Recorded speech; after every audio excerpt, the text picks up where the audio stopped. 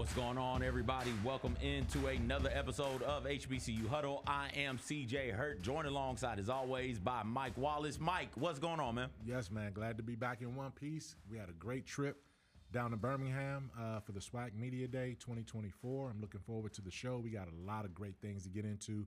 Good to be back with you again, brother. Oh, it's always a pleasure. Back with me. Like, we just saw each other at SWAC Media Day in Birmingham. That's what this show is going to be about today. It's been a while since we had a show that was focused on football stuff, with football stuff to talk about. Not predictions, not what we think about certain things, not the coaching carousel.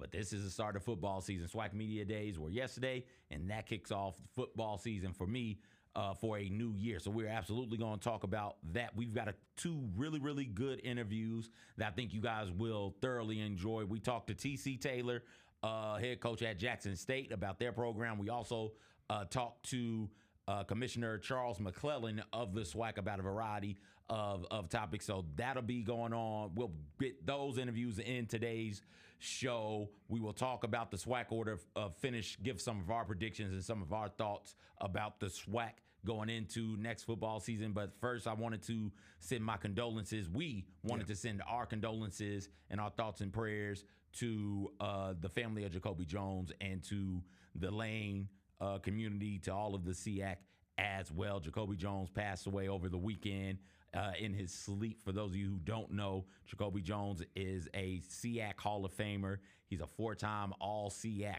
member. He won 2006 Most Valuable Player Award, 2006 Best Offensive Player, or Most Outstanding Offensive Player Award for that conference. Most of us, I was in college for the Jacoby years. I was there for the 2006 season. He was special. I was in college at Tuskegee, not Lane, but Jacoby, the point still stands. He was special. Most people might know him, though, from what he did in the NFL, specifically with the Baltimore Ravens as a return guy. The clip that everybody ran was in that Ravens Super Bowl, the Ravens versus 49ers, Harbaugh versus Harbaugh, that kickoff to start the second half that he took back to the house for a touchdown, and then celebrated by doing the Ray Lewis shimmy dance. That was the clip that was going around. He made a whole bunch of special plays like that throughout the course of his NFL career. He was also getting into coaching, coached at Lane, coached at Morgan State. I think he was at Alabama State last year as well. Just thoughts and prayers to him, his family, and to the community at Lane. Yeah, it's always tough, when you lose a young man. And I say young man because, this guy was, 40? 40 years old. I mean, he wasn't even, he was just starting to figure out life after athletics and playing career and those kind of things. And it's just tough. All we know for right now is, he died in his sleep. And, it's no reason to speculate other than what's been out there reported. One way or another, this is a life taken way too soon, and it's unfortunate. And obviously his legacy speaks for itself of what he was able to do and accomplish on the football field. And he was just starting to transition his life to life after playing football. And it's heartfelt. He's a local guy, played at Lane, as you talked about. I know he had deep ties in the New Orleans community as well. And when you see a guy, that's a contemporary, like CJ, that's a guy that's, not too much. Like you said, you were in college when, right around the time when he was, hitting his peak and hitting his stride. So tough loss. It's been a year so far of tough losses. It seems like we're losing somebody of a public figure, every other day now. And, peace and prayers to his family as they go through the recovery process here. Absolutely. Let's move on to SWAC Media Day. Some lighter news. SWAC Media Day was fun. Did anything stand out to you before we get into the meat of it? Man, well, speaking of the meat of it, that fried chicken that they had at the catering, the fried chicken was on point. And they had sweet tea. I'm sorry for cutting you off. My issue so many times with those types of establishments is you're like, oh, they've got a tea option, and you sip, it's like, oh, this isn't sweet tea. Like, oh, we got sugar for you. I don't want to sweeten my tea. I don't want sweetened tea. I want sweet tea. There's a difference. I don't want to have to sweeten it. Just give me the sweet tea, man. They had the sweet tea pumped right there like it was gasoline. Yep. Boy, they was ready for you. You know what I'm saying? It was. Did you get any of the cobbler? I did not get the cobbler. I bypassed it because you know what's funny, man? It's the SWAC Media Day. It's at the Sheraton Birmingham Convention Center downtown. And after I enjoyed the fried chicken and the cornbread was on point. Macaroni and cheese was good. It got to the point when I got up after getting the first cup of sweet tea, I thought about getting dessert, and then I was like, damn, man, I just saw the tray of watermelon out there. Yep. And I was like, this is getting too stereotypical right about now, man. Here's the issue. I couldn't bring myself to do it. I was like, damn, fried chicken, green beans, sweet tea, cornbread. Damn. How do you top it off, yo? Watermelon and cream cheese, whatever that was over there. It was some kind of, I'm saying it was some kind of whipped cream. It was whipped cream for the peach cobbler. Whipped cream, peach cobbler, and watermelon. I was like, all right, man.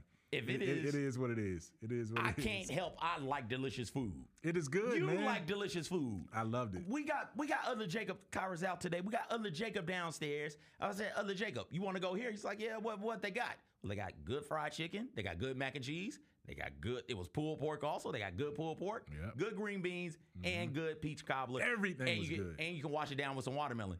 Other Jacob, for those of you who don't know, is white. He'd be like, yeah, I'm down. Why should I be upset? Because they cater to my taste, to good food, even though it's stereotypical. It's stereotypical as hell.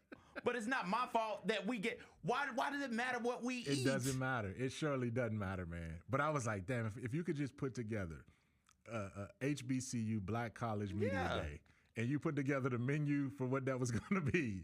It is what it is, man, and it was delicious. And you said what was the highlight going in? Hey, that was a highlight. Everything else that we're going to get to in the show is what it. And I mean, it's just one of those things, man. But we've had convention chicken before. Oh, we've had ballroom catered food before. Oh, this wasn't like that. No. I mean, this was like, oh, you know what? Let me go over grandma's house and put together a plate. And I was like, man, and I had to ask CJ, we were at the table. I said, when are y'all gonna stop serving this? Just in case we can double back to the buffet, man. And we never made it back. We had so much work to do, but we definitely enjoyed that lunch. I couldn't have made it because I wouldn't have made it. I was fumbling over the interview. Y'all will see it. I was fumbling over the interview with TC Taylor.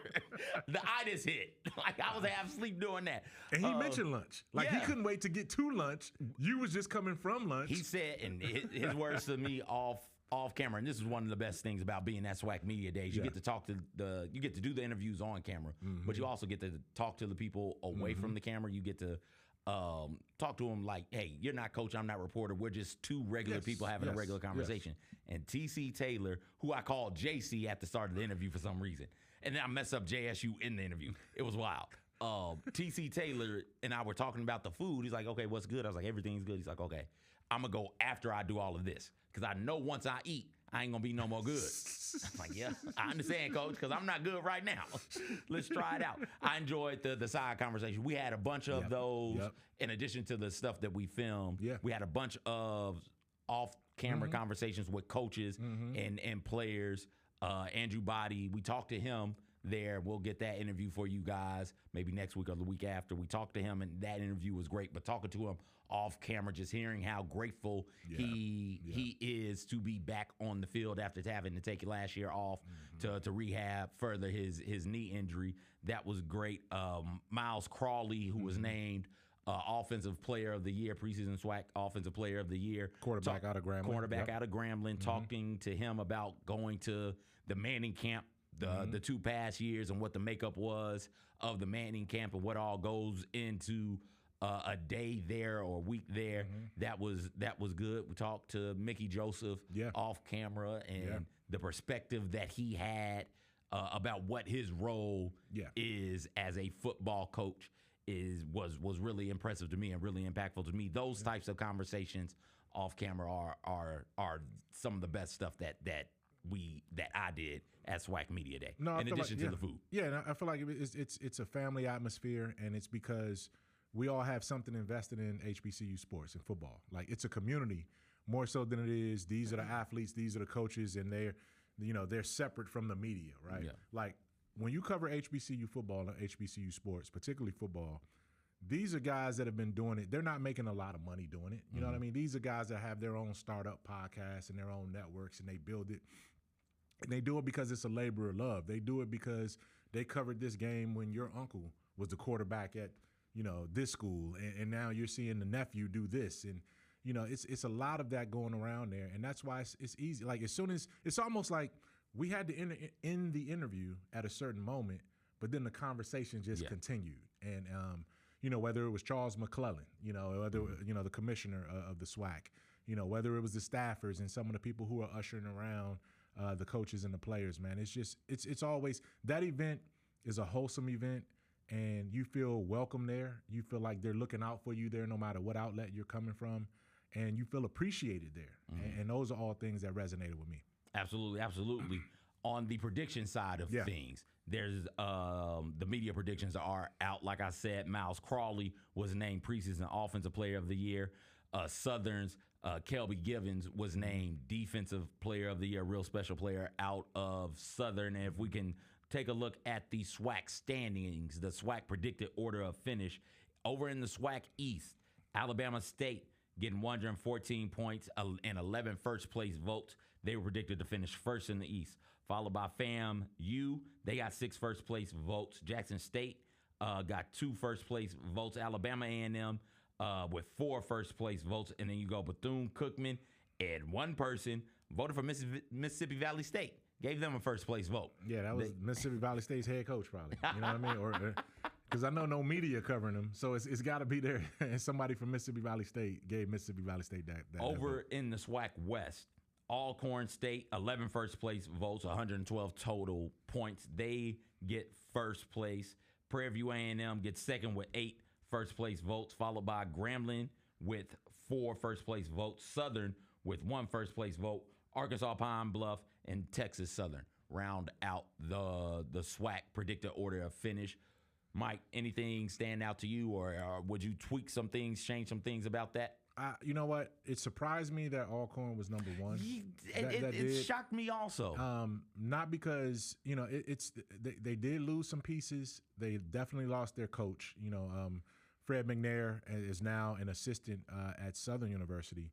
And to come out number 1, ahead of Jackson State, ahead of some of these other Jackson schools. State is in the east. In the other side. Yeah, but I mean, even Prairie View A&M is a back-to-back. Yeah, they were right there too. Champ. But I'm saying I'm saying in terms of hype. Got right? you. I never, like Jackson State, you would have thought had some hype. FAMU would have had some hype. Neither one of those teams were picked to win. Yeah. On their side, Alcorn State was a surprise to me in terms of the West.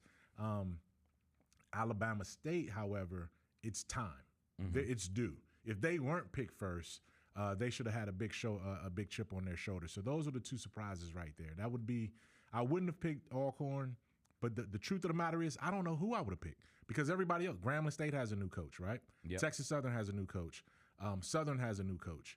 Mississippi Valley, right? Like, I mean, you have so many people on that side in this conference with new coaches, and even Alcorn has a new coach. So it's like one of those deals where we got to see what's going to happen, but that was a surprising number 1 finish. Mine in the East is basically the same. You can flip Jackson State and FAMU. I have JSU 2, FAMU 3, then Alabama A&M, Bethune, and then Mississippi Valley State. Over in the West, I went Prairie So View. you believe Alabama State should be 1? I think Alabama State should be good. Be so 1. You had them as 1. I had them 1. That defense that is returning 7 players who played significantly, had production last year, are returning on that defense that gave up the 3rd fewest yards per game. I think the 2nd fewest offensive touchdowns, like 6th or 7th fewest yards per play. So you're telling me you're bringing back 7 dudes who contributed to that type of defense. And then on top of that, I love Andrew Body. And he looks healthy. He seems like he's healthy after taking a year off. If you can get enough out of that offense, I think with him there, his ability to play make when things break down, I think you can. That's why I think Alabama State is the best team in the SWAC this year. Now, I have Prairie View coming out of the West. Bubba McDowell's a really good coach. He has, since he's been there, I think he's 7-3 against division opponents. Okay. So he's 7-3 the past 2 years against division opponents. They finished tied for first 2 years ago, and then I think they lost a tiebreaker. They finished tied for first again this year and won the tiebreaker, if I remember correctly. Weird stuff started happening there down the stretch. And so, hey, they're returning talent as well. They've got a coach who's been there. Granted, he hadn't been there 5, 6, 7 years, but he's been there 2 years. This is his 3rd year, and everybody else is in their 1st year. Like you laid it out beautifully. Alcorn State, 1st year. Southern, 1st year. Grambling, 1st year. Right? Texas Southern, 1st year. So you're looking around that division, and it's going to be some growing pains for some of these first-year coaches, for all of these first-year coaches, because it's your 1st year as a head coach. So I went with Prairie View A&M off the strength of what Coach McDowell has been able to do. Which made sense. That wouldn't have shocked me if that's how it turned out. So, again, someone wants to know something in terms of what Alcorn has for them to be predicted number 1. But, again, it's not like it's a surprise to see Alcorn finish at the top because they have a history of winning that division and being represented in the SWAC championship game. They just are going to do it with a different coach, man. And, when we get through our coaching interviews, you're going to hear Alcorn and talk about how they're changing the guard in terms of how they're communicating with with the energy is around the program. It's definitely a changing of the guard down there on the reservation. So, I think it's going to equate to some wins. Just how many remains to be seen. All right. You brought up coaches' interviews. Let's throw to one right now. We got T.C. Taylor. He sat down with us. It was a great conversation about the running back core. It was Jackson State's T.C. Taylor. It's the 3rd year, right? Going into his 3rd season. 2nd season. It seems like it's been forever, man. It has, and he said that. He said that to you. He was like, man, I feel like I'm the old guy around here now. It's only 2 years in. Everybody is a first year. Talking about those running backs, we talked about what to expect from a defense that is it seems like it's reloading every single year because they're losing talent to graduation, matriculation, and some of that talent ends up in the NFL as well. We also have an interesting conversation about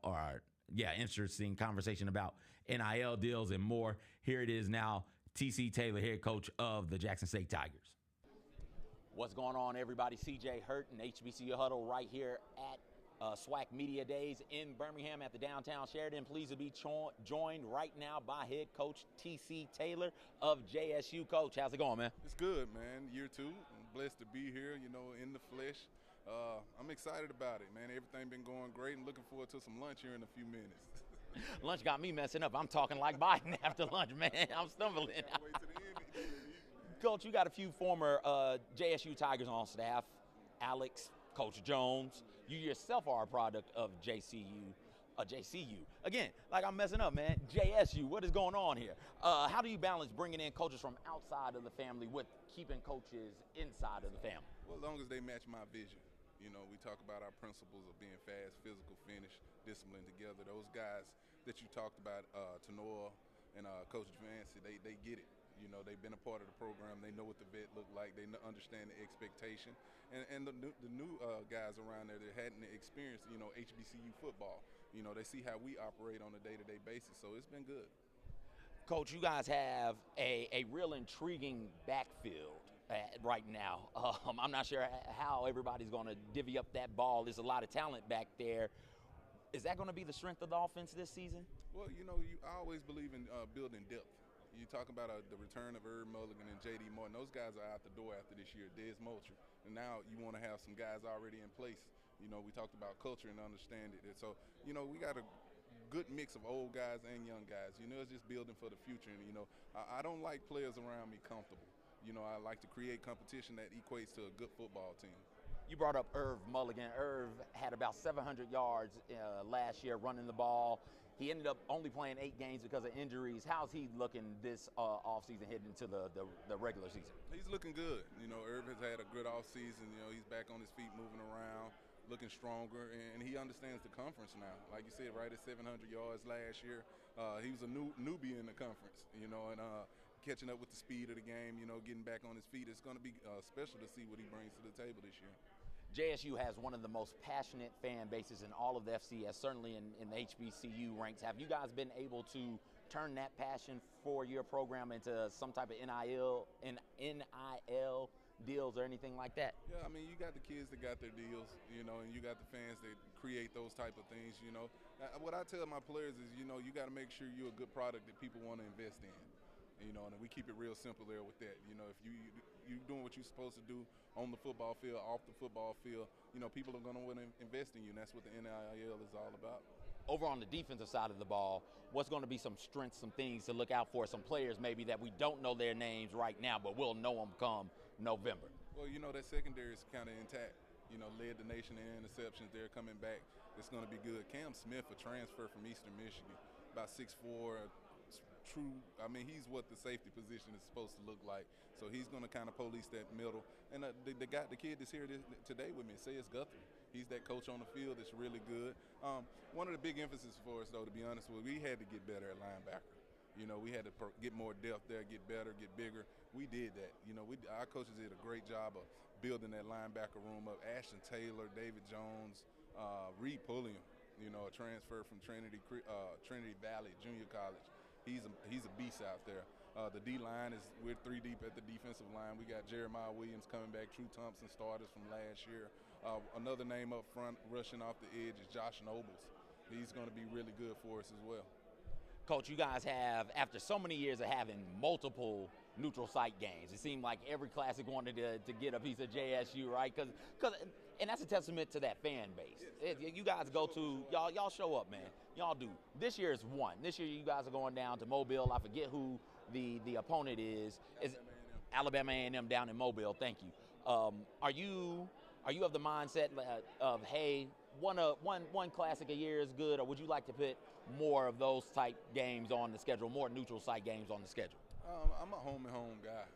You know, anytime, like you take for instance, you know, Orange Blossom Classic has been great, but to have FAMU come to Jackson this year is going to be great, man. We're looking forward to it, to be going on the road to play at Alabama State. You know, anytime you can play those home and homes, it means a lot. It means a lot to our fans as well. You know, those games mean a lot when you, and ticket sales, you know, the revenue that you were able to create, and, you know, not have to split it with the classic people and things like that. All that pays dividends for these programs.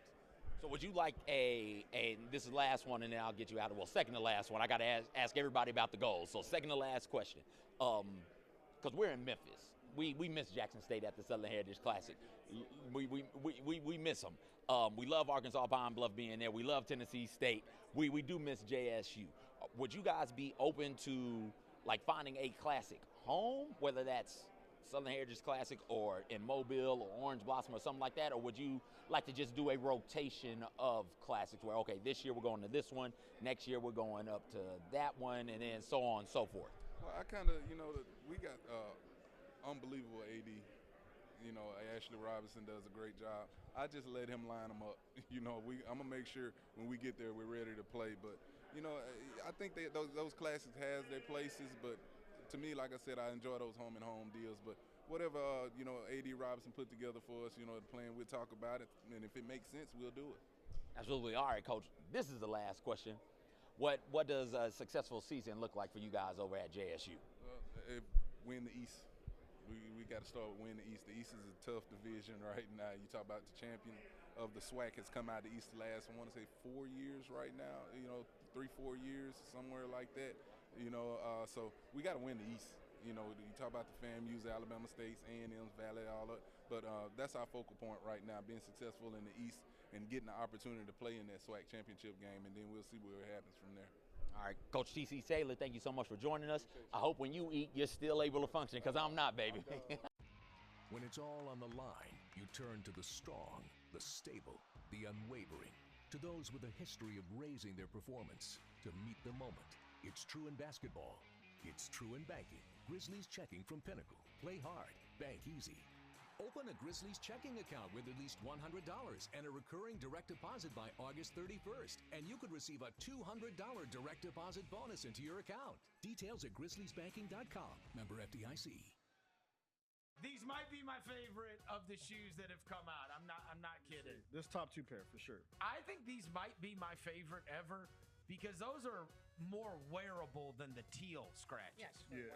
Y'all gotta stop wearing black with the day ones, by the way, too. Stop doing that. I almost never wear them. Don't tell me what to do. That doesn't match, bro. The Chris Vernon Show, live weekdays at noon on YouTube at Grind City Media and the official Grind City Media app.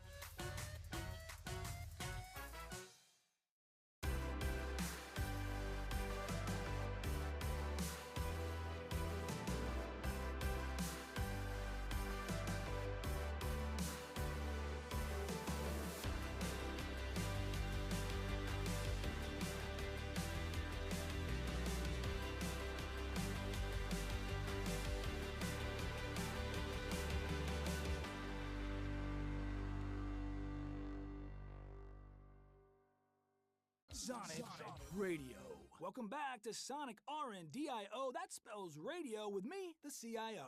This just in, the new Sonic $1.99 menu lets you build a crave-worthy meal for just $1.99 an item, whether that's a creamy shake, crispy tots, or a quarter-pound double cheeseburger. This just out. Ostriches. They're mean, not very cute, and in my opinion, way too big for a bird. Don't miss the Sonic Fun 99 menu. 5 items, always $1.99. Live free, eat Sonic. Tax not included. See menu for details. What's going on, everybody? CJ Hurt, HBCU Huddle right here from SWAC Media Day in the beautiful Magic City, Birmingham, Alabama. We are now joined by Commissioner Charles McClelland. Commish, what's going on, man? Hey, doing well. Thank you for being here. Thank you so much for having us. This is a great event. I love coming here every single year. This is the start of football season for me. You guys got some big things going on in the SWAC, which we'll talk about. But first, let's start with you. Congratulations on the new contract, man. That keeps you here through, what, 2035, 38? How long are you here for? No, through 2032. Still a lot of work to be done.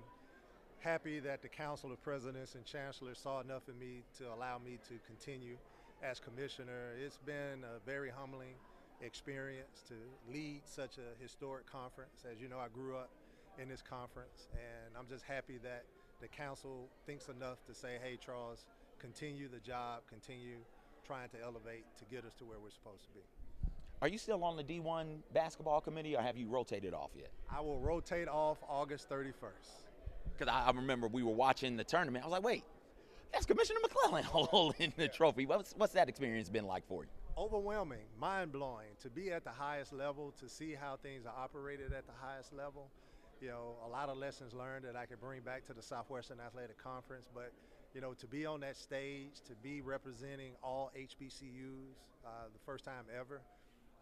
I've used the word humbling a lot, even in this interview, but again, another humbling experience, because it's just an opportunity to, you know, showcase what is possible being a graduate of an HBCU, working at an HBCU, leading an HBCU conference. You too can be at the highest level.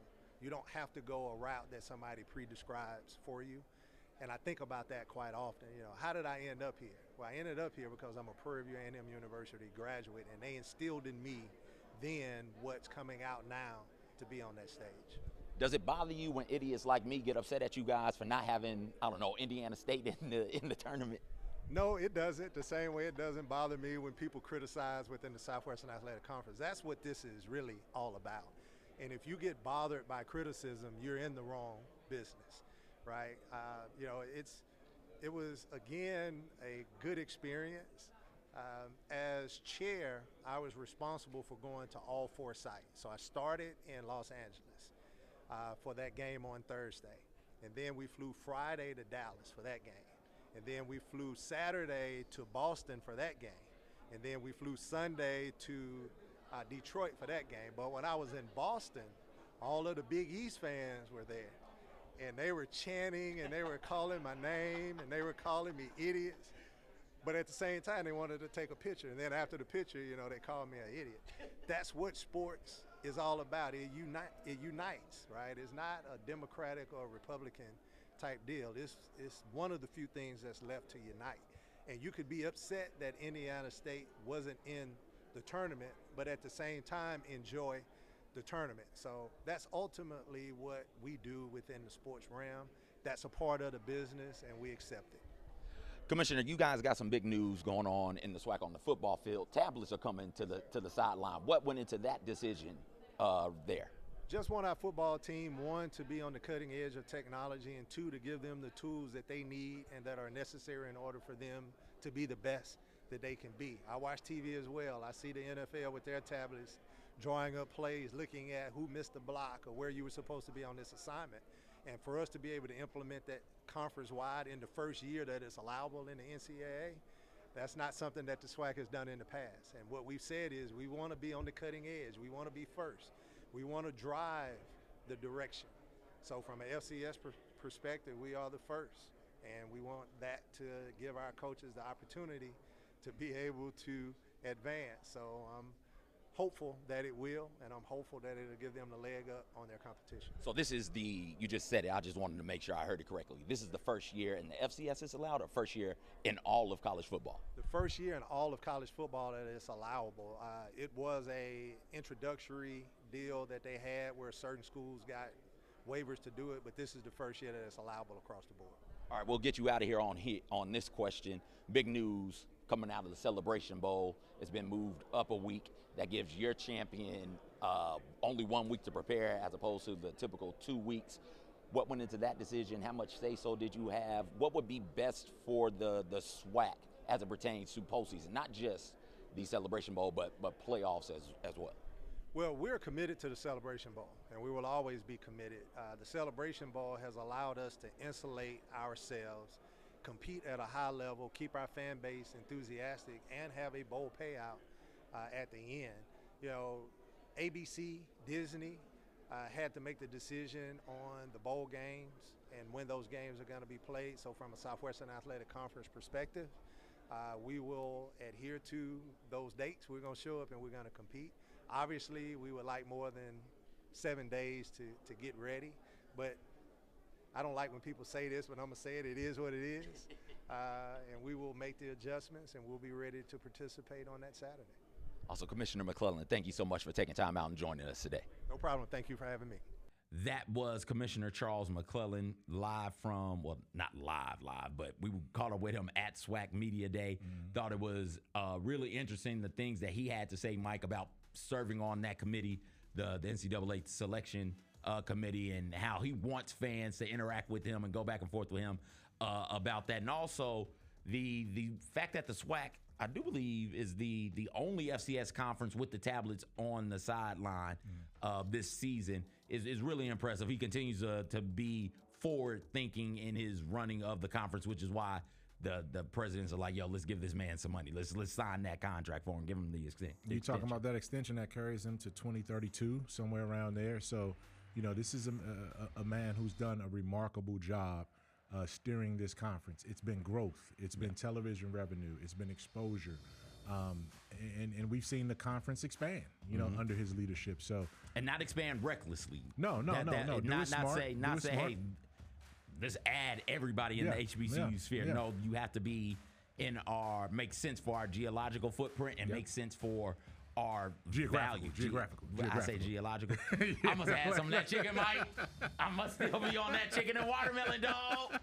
No, I knew exactly what you're saying, but no, you're right. And culturally fit. Yeah, and the last thing on him is that, you know, he understands there's always work to be done. And that's the one thing. He shook a lot of hands and accepted a lot of congratulations because of the contract extension. But the next thing he kept saying was, hey, I'm just getting started. We're just getting work to be done. And I think the next frontier for him is to add that second postseason bowl game, you know, for HBCUs. He talked about wanting to do that. And then also the strength in, you know, the competition level of SWAC basketball. And we've seen that happen as well, too. You know, Grambling got there. They played Purdue, you know, in the first round there. So he's seen a big time.